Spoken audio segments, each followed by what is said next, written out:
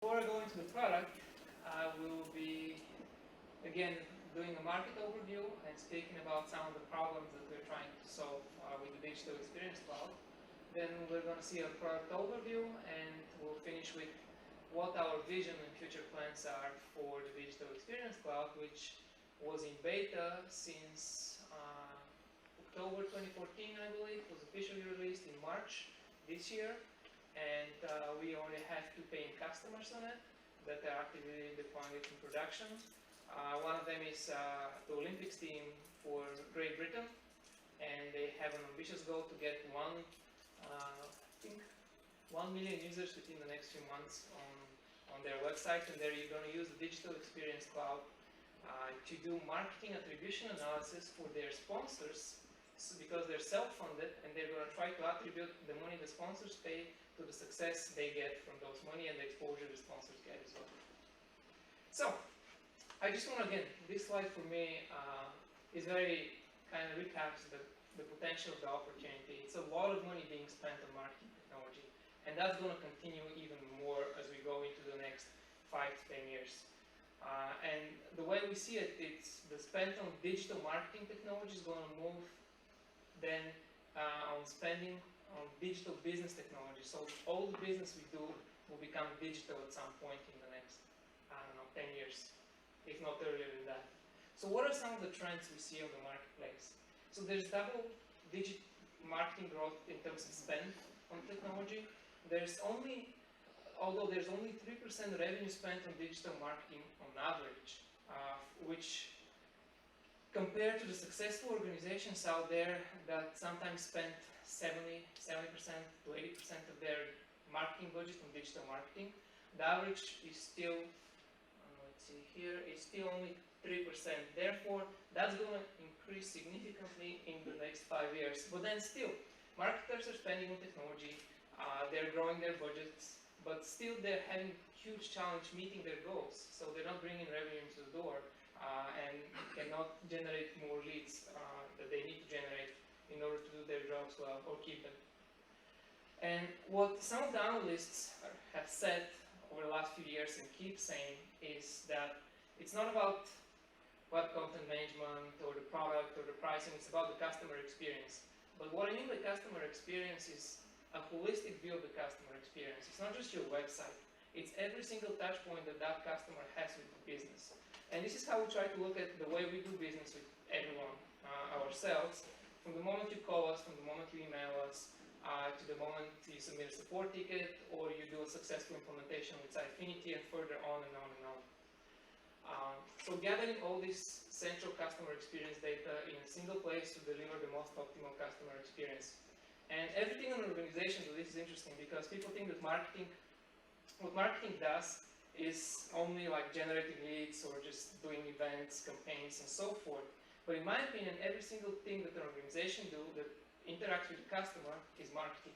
So if marketing is successful bringing people into the door and handing them over to sales, and sales are closing the deals, but then the customer support service desk sucks and people are just getting disappointed from it, then marketing should be held accountable or should have control over that so that they can improve that experience in order to earn customer references, which in turn help marketers win more customers going forward. And then again, Forrester here says that it's all about relevant and contextual customer experiences.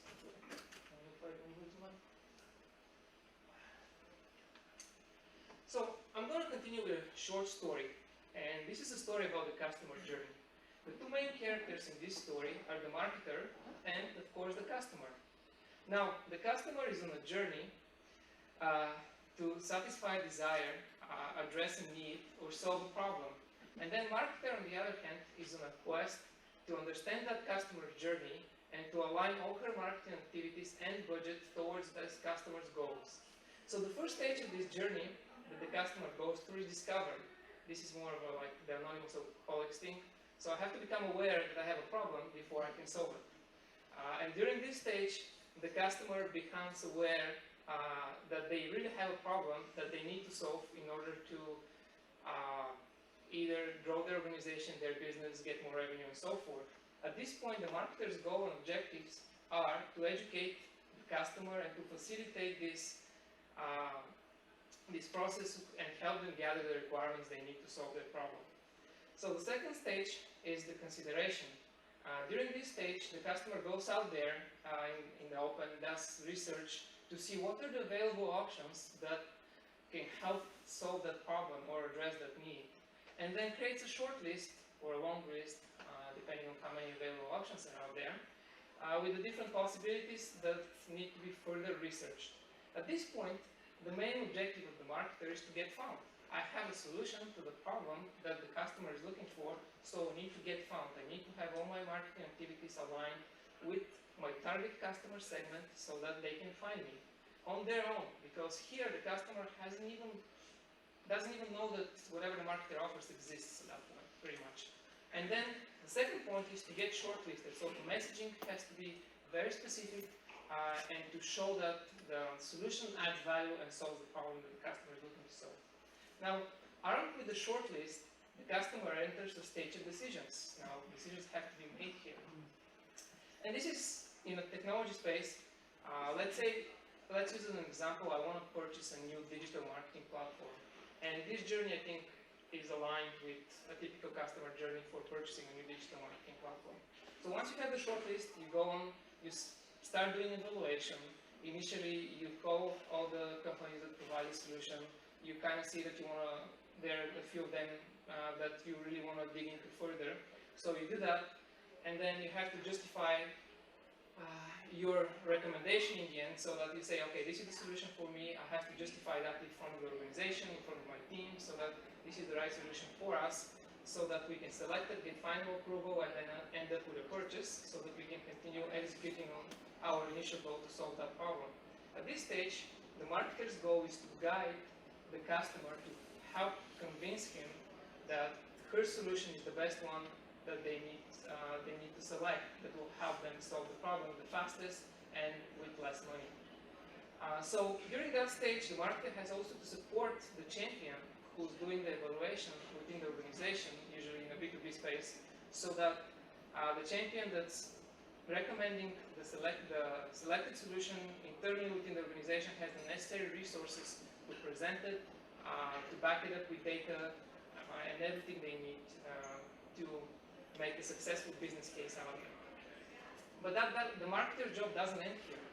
So during that stage, usually the customer will be talking to the sales team, and the marketer has to support the sales team to make sure that they can properly negotiate and close the deal with different collateral and especially relevant customer success stories. So this is where the references become critical. Now, even though we get to a stage of a purchase, the customer journey doesn't end there, because without the successful implementation of the digital marketing platform, there is no success that the customer can achieve in their business objectives, which were the primary driver for that journey. And going back to it, if you look at this, it looks simple, linear, and sequential. And I really wish in reality it was that simple. So it's more like the New York subway map. The New York subway is not the largest subway in the world, but it's the subway with the most number of stops in the world.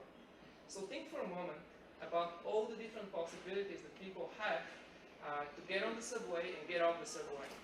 And those are a huge amount of different customer journeys that 5.5 million people take every weekday when they ride the New York subway. So add to this number alternative means of transportation that these 5.5 million people can take before or after they hop on the subway, such as buses, cars, or simply walking. And then the different journeys that they take every day exponentially grows.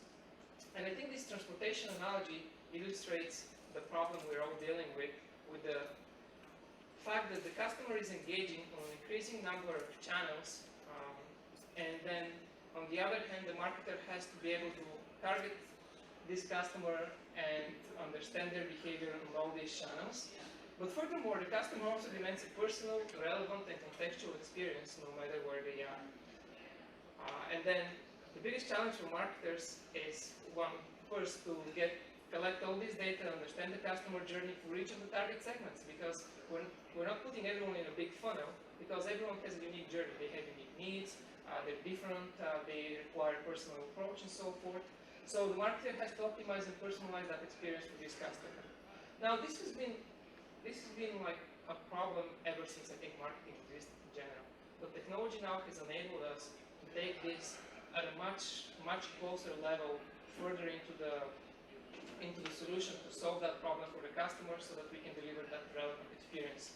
I mean, look at Google now. What Google is doing with machine learning right now, they're using deep learning, which is combining more than 30, I think they said in the last conference, 30 different machine learning algorithms on top of each other, so that each algorithm feeds into the other, and the other, which significantly improves their ability to learn from the data they gather on you and serve you relevant information before you even know you need it.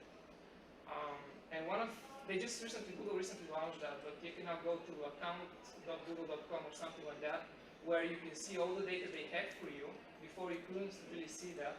And every time you do a Google voice search, for example, when you speak to the phone, they record all this information, and you can actually go and listen to yourself, which is funny, from all the years back. But they use that information to teach their algorithms. And I went and deleted my data, because I just wanted to do so. And they said, by deleting this data, you may have an impact on the algorithm's ability to serve you relevant experiences. And this is a trade-off we're going to make between how much privacy we want and how much convenience we want.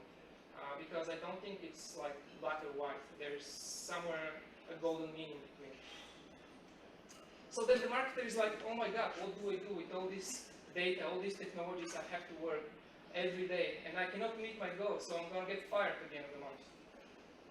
Well, thankfully, here comes the Sitefinity Digital Experience Cloud. Is that Christopher?